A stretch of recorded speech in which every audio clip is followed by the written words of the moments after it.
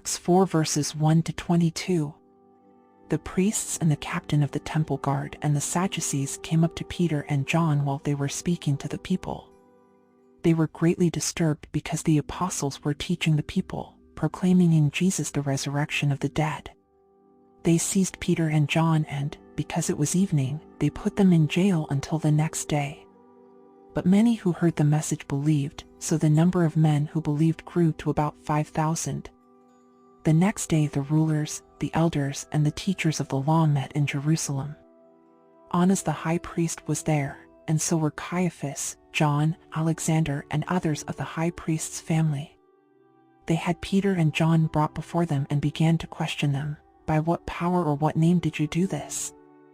Then Peter, filled with the Holy Spirit, said to them, "Rulers and elders of the people, if we are being called to account today for an act of kindness shown to a man who was lame and are being asked how he was healed, then know this, you and all the people of Israel, it is by the name of Jesus Christ of Nazareth, whom you crucified but whom God raised from the dead, that this man stands before you healed.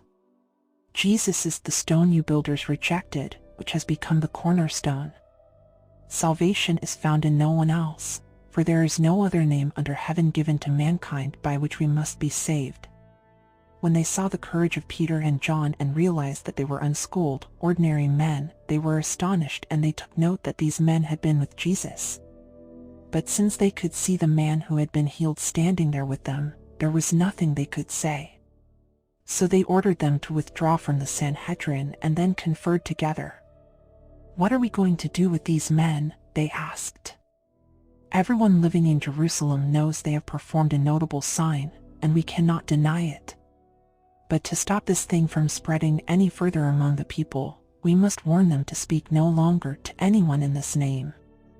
Then they called them in again and commanded them not to speak or teach at all in the name of Jesus. But Peter and John replied, "Which is right in God's eyes, to listen to you or to him? You be the judges. As for us, we cannot help speaking about what we have seen and heard." After further threats, they let them go. They could not decide how to punish them, because all the people were praising God for what had happened. For the man who was miraculously healed was over 40 years old. Deuteronomy 19. When the Lord your God has destroyed the nations whose land he is giving you, and when you have driven them out and settled in their towns and houses, then set aside for yourselves 3 cities in the land the Lord your God is giving you to possess.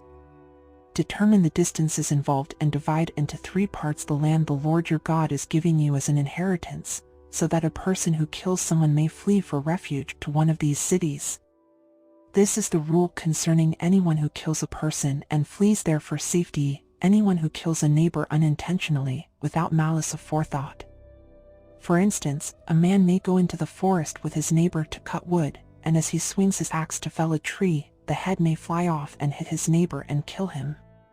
That man may flee to one of these cities and save his life.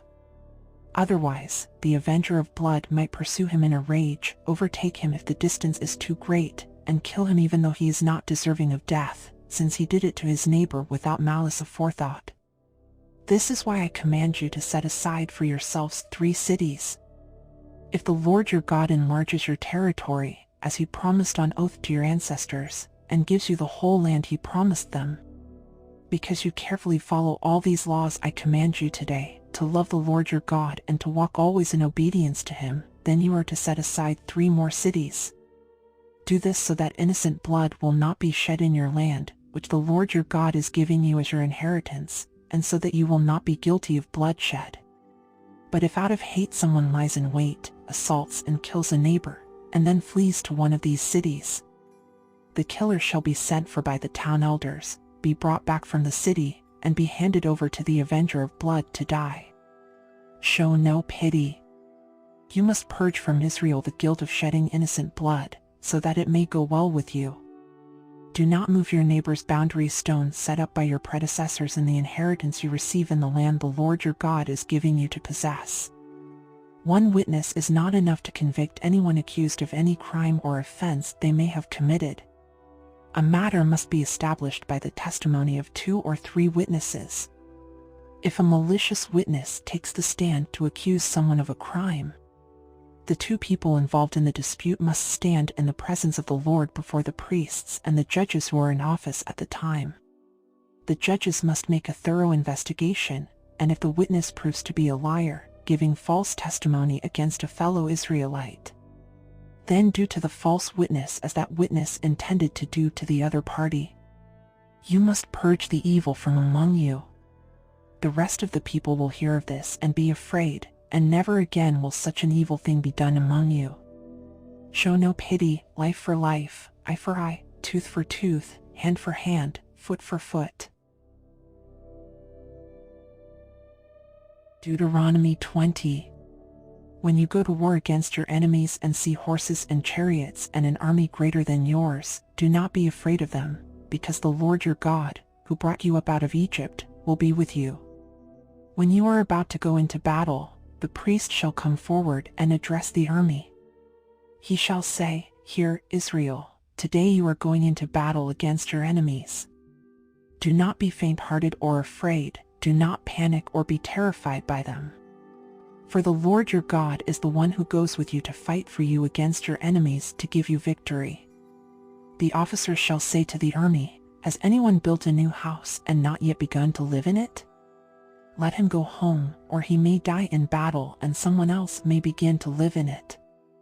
Has anyone planted a vineyard and not begun to enjoy it? Let him go home, or he may die in battle and someone else enjoy it. Has anyone become pledged to a woman and not married her? Let him go home, or he may die in battle and someone else marry her." Then the officers shall add, "Is anyone afraid or faint-hearted? Let him go home so that his fellow soldiers will not become disheartened too." When the officers have finished speaking to the army, they shall appoint commanders over it. When you march up to attack a city, make its people an offer of peace. If they accept and open their gates, all the people in it shall be subject to forced labor and shall work for you. If they refuse to make peace and they engage you in battle, lay siege to that city. When the Lord your God delivers it into your hand, put to the sword all the men in it. As for the women, the children, the livestock and everything else in the city, you may take these as plunder for yourselves. And you may use the plunder the Lord your God gives you from your enemies. This is how you are to treat all the cities that are at a distance from you and do not belong to the nations nearby. However, in the cities of the nations the Lord your God is giving you as an inheritance, do not leave alive anything that breathes. Completely destroy them, the Hittites, Amorites, Canaanites, Perizzites, Hivites and Jebusites, as the Lord your God has commanded you. Otherwise, they will teach you to follow all the detestable things they do in worshiping their gods, and you will sin against the Lord your God. When you lay siege to a city for a long time, fighting against it to capture it, do not destroy its trees by putting an axe to them, because you can eat their fruit. Do not cut them down. Are the trees people, that you should besiege them? However, you may cut down trees that you know are not fruit trees and use them to build siege works until the city at war with you falls. Job 13. My eyes have seen all this, my ears have heard and understood it. What you know, I also know, I am not inferior to you. But I desire to speak to the Almighty and to argue my case with God. You, however, smear me with lies, you are worthless physicians, all of you. If only you would be altogether silent. For you, that would be wisdom. Hear now my argument, listen to the pleas of my lips. Will you speak wickedly on God's behalf? Will you speak deceitfully for him? Will you show him partiality? Will you argue the case for God? Would it turn out well if he examined you? Could you deceive him as you might deceive a mortal? He would surely call you to account if you secretly showed partiality. Would not his splendor terrify you? Would not the dread of him fall on you? Your maxims are proverbs of ashes, your defenses are defenses of clay. Keep silent and let me speak, then let come to me what may. Why do I put myself in jeopardy and take my life in my hands? Though he slay me, yet will I hope in him. I will surely defend my ways to his face. Indeed, this will turn out for my deliverance, for no godless person would dare come before him. Listen carefully to what I say. Let my words ring in your ears. Now that I have prepared my case, I know I will be vindicated. Can anyone bring charges against me? If so, I will be silent and die. Only grant me these two things, God, and then I will not hide from you. Withdraw your hand far from me, and stop frightening me with your terrors.